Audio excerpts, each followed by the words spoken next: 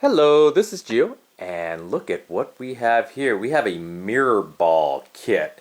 Let's see, this is from ADJ brand. It's M-502L, and we have a kind of a gaming room, computer space, playroom area right here. And I thought it would be great to install it right above right at the crest of the ceiling there, and so my kids can kind of turn the lights off and watch sparkly lights on the ceiling. So let's get started. This is what we're going to install today. And so this is what the kit contains. We have a large mirror ball here. It's a 12-inch mirror ball. We have a drive motor, which is, here's just the ball motor. The ball hangs from this cord. This is kind of installed upside down there. And then we have two spotlights with the lamps on here, and then three different colors, green, blue, and yellow. You can actually install these color plates right there in the light and get different effects. But we do have to figure out how to provide power to these. So each one of these, the lights have a cord.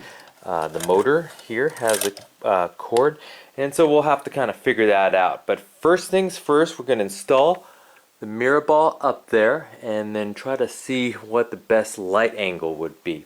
So we know where this is going to go. We're not quite sure where the lights are going to go right now, but let's get this ball up on the ceiling. So the first thing I want to do is to get the mirror ball motor up, and or as I like to say, disco ball motor up. And I kind of measured kind of the center of the room, and I kind of want it, I do have an issue here. We do have a peak right here. I can install this right here, but when the motor moves, it will be a little off center. I could even put it there too. I would like it centered. So what I did was I built a little platform for it to kind of sit on here. Let me show you this close up.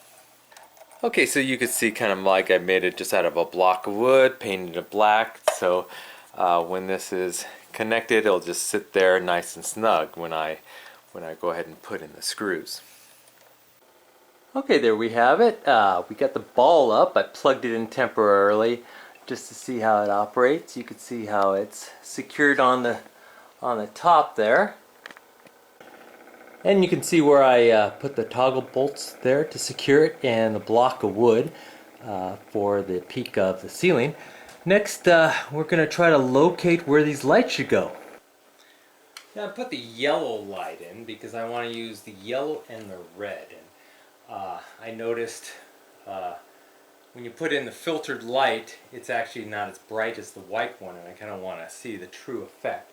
So I sort of measured a spot, if I could find it, away, and I'm going to probably secure it to the ceiling here.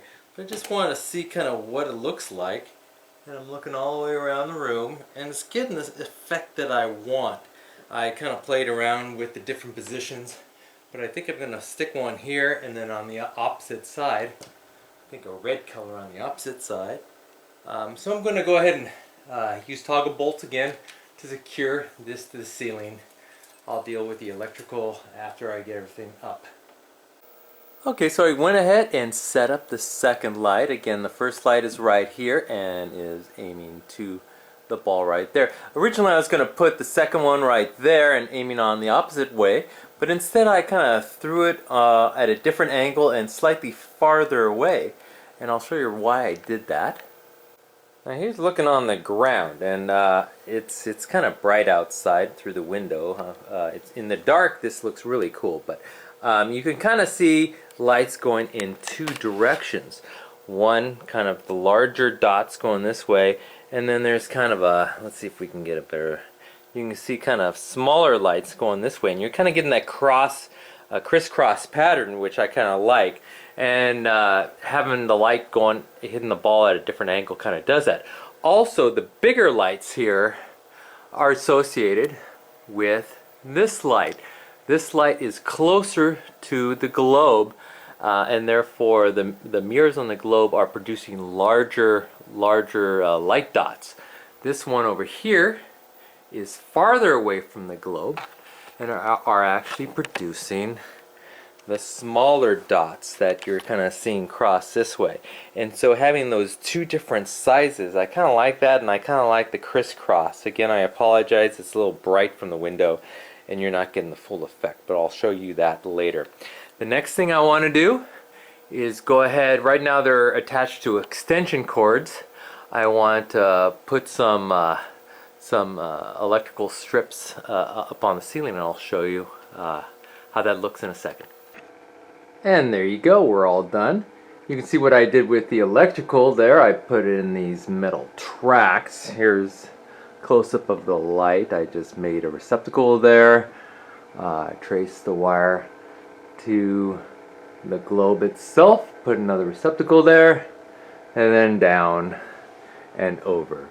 So, and all the way to this light here. And so that works. There's a plug in back there, and it's connected to a light switch. But I think it came out pretty well.